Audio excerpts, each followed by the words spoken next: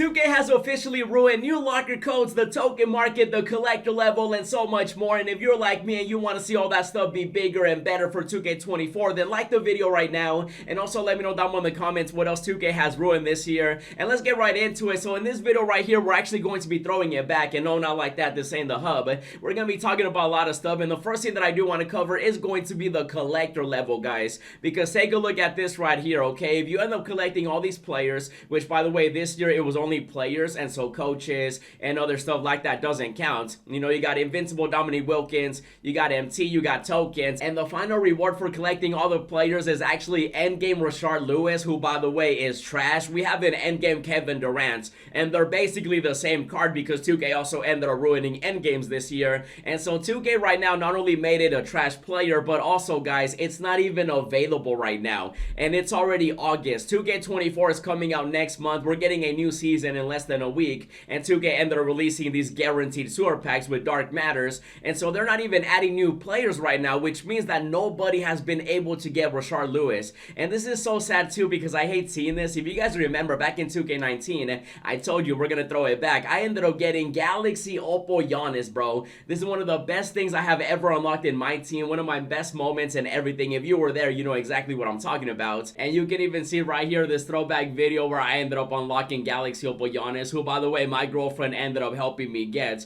literally from beginning all the way until the end. And then for 2K20, I ended up getting Galaxy Oppo Anthony Davis, who also was the collector level. I actually ended up getting Giannis and Anthony Davis in March, and so that goes to show you how bad 2K has ruined the collector level, because it's already August and people can't even get the final player with Rashard Lewis. And what's even crazier is the fact that 2K actually ended up lowering the amount of players that you needed for this year's collector level, and yet people still cannot get him, bro. Like, is that not madness? And it's so sad to see what 2K has done, because even in 2K21 I also ended up getting every single player, and I ended up unlocking the invincible Jason Tatum. Now that one right there actually did take a while to get. It wasn't back in March. I think that one definitely was into the summer, but still though, it was definitely a lot earlier than Rashard Lewis, and so I ended up collecting all the players for that too. And then even just last year for NBA 2K22, I ended up getting the Dirk Nowitzki out here. He was actually an invincible at first, and so I ended up unlocking every single player. I collected every single card, and I ended up getting him.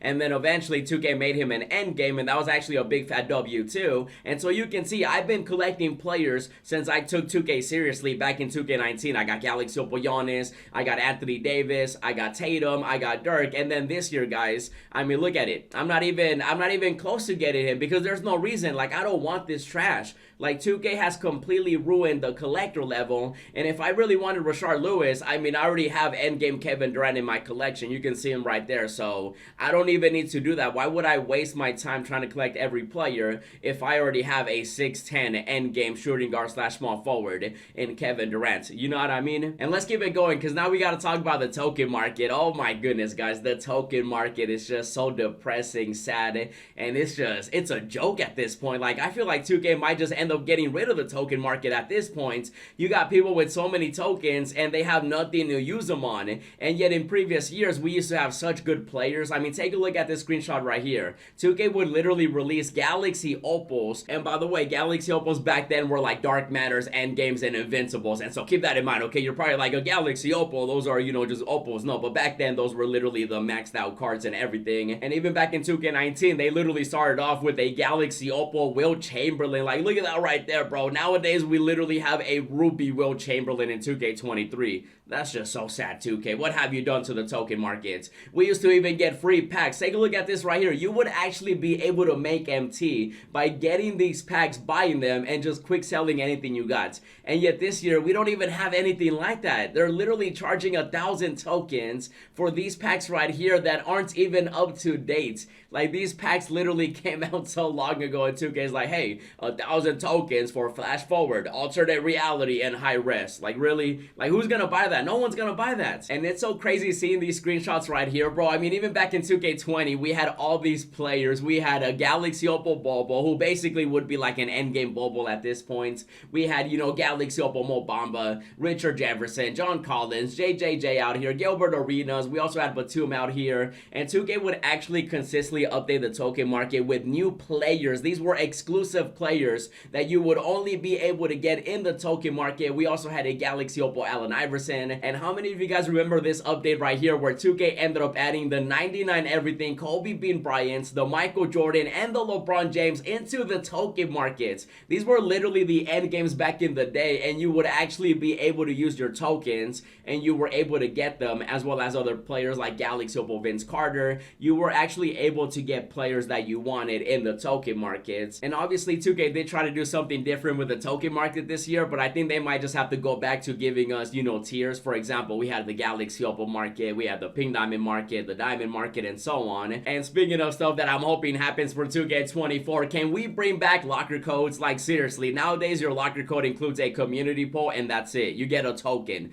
That's 2K's, you know, locker code this year for 2K23. Really? Like really 2K? We used to get these locker codes right here. And take a look at this one. This is a great example. Back in 2K21, we had a New Year's locker code. We had a brand new Diamond Ja Morant. You could only get him through a locker code. Same with Allen Iverson. And they gave us multiple chances at getting him. Eventually, everybody got it from a locker code. Even back in the days before I even started playing 2K consistently, back in 2K15, they gave us a Steph Curry locker code. We used to get some really good players and some just exclusive players from locker codes. And yet nowadays, we're not even getting locker codes, guys. We ended up getting some decent ones, I will admit it. You know, the 4th of July locker code, pretty good. We also had a couple other locker codes. But honestly, I think I can count all the good locker codes we got on literally one hand. Because I'm pretty sure we got less than 5 locker codes this year that were actually worth it. And you can even see, back in 2K17, we had a Pink Diamond Dwayne Wade that the community voted on. And to make it worse, they actually are releasing locker codes. But instead of releasing them for MyTeam and 2K, maybe Park My Career, no. They're doing it for WWE 2K23, which you guys can see right here. They're literally advertising SummerSlam. Now, I haven't watched wrestling in a long time.